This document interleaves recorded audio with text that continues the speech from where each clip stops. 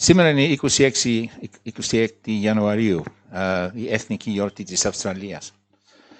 Σηματοδοτείται την επέτειο της άφησης του πρώτου στόλου των Βρετανικών πλοίων στο Port Jackson, στη Νέα Νότια Ουαλία της Αυστραλίας.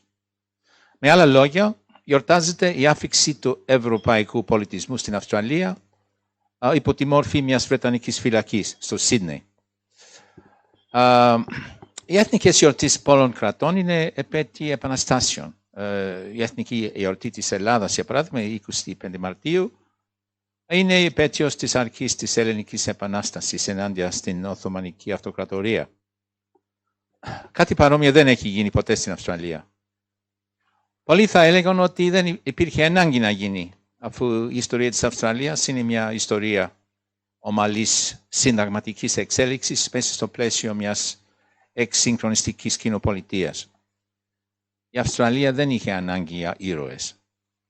Όμως, η ημέρα της Αυστραλίας, όπως λέγεται η Εθνική Γιορτή της Αυστραλίας, σήμερα αμφισβητείται. Αμφισβητείται από τους αυτόχθονους πληθυσμούς και τους Aborigines και τους υποστηρικτές τους, οι οποίοι τον αποκαλούν ημέρα της εισβολής.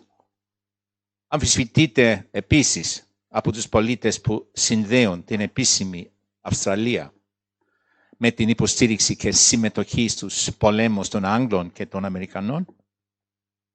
Εκεί δεν είναι γενικά αποδεκτή η Εθνική Γιορτή της Αυστραλίας στις 26 Ιανουαρίου.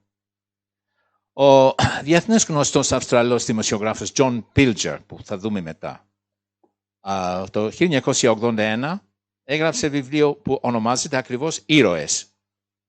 Οι ήρωες στο βιβλίο του Pilger δεν είναι εκείνοι που πολεμούσαν τους εχθρούς της Βρετανικής και μετά της Αμερικάνικης Αυτοκρατορίας. Είναι εκείνοι που αγωνίστηκαν ενάντια σε αυτούς, συμπεριλαμβανομένων και εκείνων που ξεσκέπασαν τα ψέματα που διαδίδονται προκειμένου να ετοιμαστεί το έδαφος για την αποδοχή εγκληματικών πολέμων. Ο Pilger είπε: «Είμαι δημοσιογράφος εδώ και πολλά χρόνια».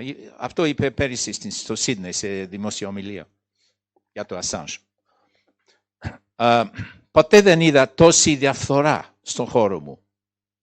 Είναι σαν ένας κόσμος ψευδαισθήσεων να έχει αναλώσει τα τελευταία όχυρα της ειλικρινούς αισιοδοξίας στο όνομα της σάπιας εξουσίας, των πολέμων και κυνηγιών μαγισσών, στα οποία επιδίδεται. Ο Julian Assange είναι άραγε από αυτά τα τελευταία όχυρα. Είναι δυνατό ένας ήρωας της δημοσιογραφίας να μετατραπεί σε σύντομο χρονικό διάστημα σε κατάπτυστο παρία. Έτσι δείχνει να είναι πραγματικότητα που αντιμετωπίζει ο Assange. 7 χρόνια πριν ζήτησε άσυλο στην πρεσβεία του Εκουαδόρ στο Λονδίνο,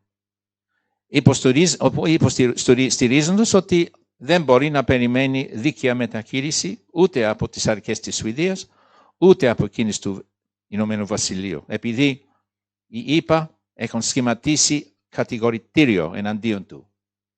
Αν φύγει από την πρεσβεία, θα συλληφθεί.